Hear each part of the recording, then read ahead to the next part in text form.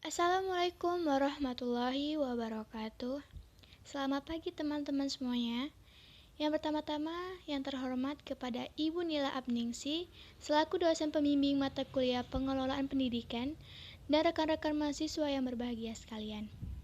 Puji syukur marilah kita panjatkan kepada Allah Subhanahu wa taala yang telah memberikan nikmat dan hidayahnya kepada kita semua. Tak lupa sholawat serta salam semoga tetap terlimpahkan kepada junjungan kita Nabi Muhammad SAW. Izinkan saya memperkenalkan diri. Kami dari kelompok pengelolaan pembiayaan pendidikan. Saya Dila Dwi Kusnanda 2012-14021 selaku moderator dan perkenalkan rekan kelompok saya yaitu Putri Utami Caniago NPM 2012-14022. Di sini kami ingin mempresentasikan hasil kelompok kami yang mengenai pengelolaan pembiayaan pendidikan. Langsung saja kami akan mempresentasikan materi kami. Yang pertama akan dibacakan oleh saya sendiri. Yang pertama ada administrasi pendidikan. Apa sih administrasi pendidikan itu?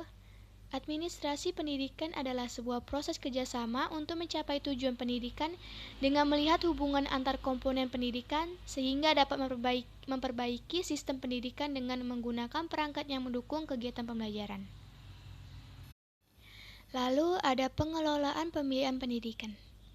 Keuangan dan pembiayaan merupakan salah satu sumber daya yang secara langsung menunjang efektivitas dan efisien pengelolaan pendidikan. Karena di dalam penyelenggaraan pendidikan itu, keuangan dan pembiayaan merupakan potensi yang sangat menentukan dan merupakan bagian yang tak terpisahkan dalam kajian manajemen pendidikan atau pembiayaan pendidikan. Lalu kemudian ada pengelolaan keuangan sekolah.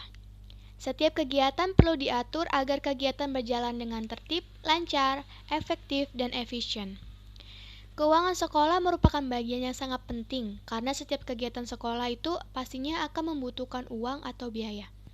Untuk itu, kegiatan pengelolaan keuangan sekolah perlu dilakukan dengan sangat baik. Dengan demikian, pengelolaan keuangan sekolah dapat diartikan sebagai rangkaian aktivitas mengatur keuangan sekolah mulai dari perencanaan, pembukuan, pembelanjaan, pengawasan, dan pertanggungjawaban keuangan sekolah. Nah, di sini ada beberapa tujuan pengelolaan biaya pendidikan. Yang pertama, meningkatkan efektivitas dan efisiensi penggunaan keuangan sekolah. Yang kedua, menjamin agar dana yang tersedia dipergunakan untuk harian sekolah dan menggunakan kelebihan dana untuk diinvestasikan kembali. Yang ketiga, meningkatkan akuntabilitas dan transparansi keuangan sekolah. Yang keempat, memelihara barang-barang atau aset sekolah. Yang kelima, meminimalkan penyalahgunaan anggaran sekolah. Yang keenam, menjaga agar peraturan-peraturan serta praktik penerimaan, pencatatan, dan pengeluaran uang yang diketahui dan dilaksanakan.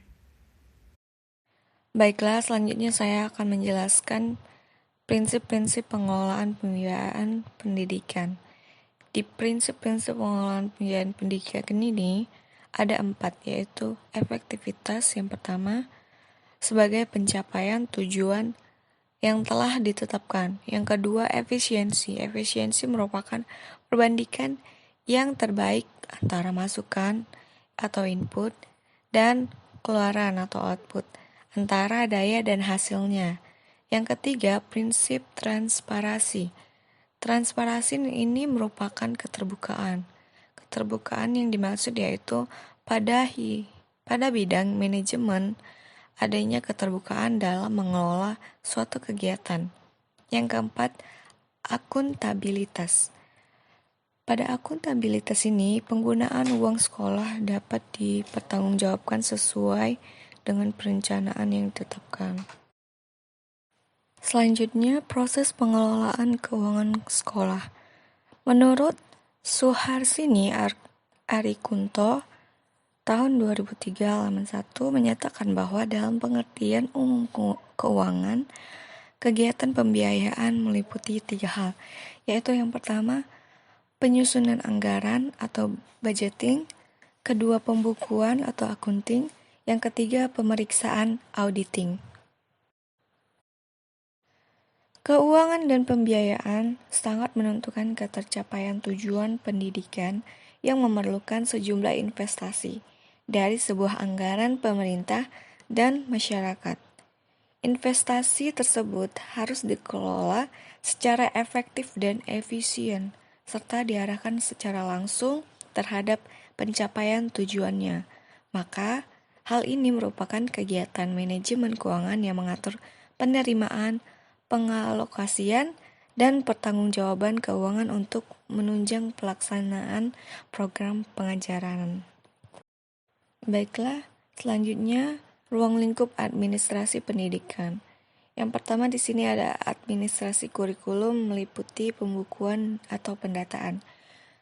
Yang dimaksud di sini yaitu jumlah mata pelajaran, mata kuliah yang diajarkan, waktu jam yang tersedia, jumlah guru beserta pembagian jam pelajarannya, jumlah kelas, penjadwalan, buku-buku yang dibutuhkan, program semester, evaluasi, program tahunan, dan kalender pendidikan.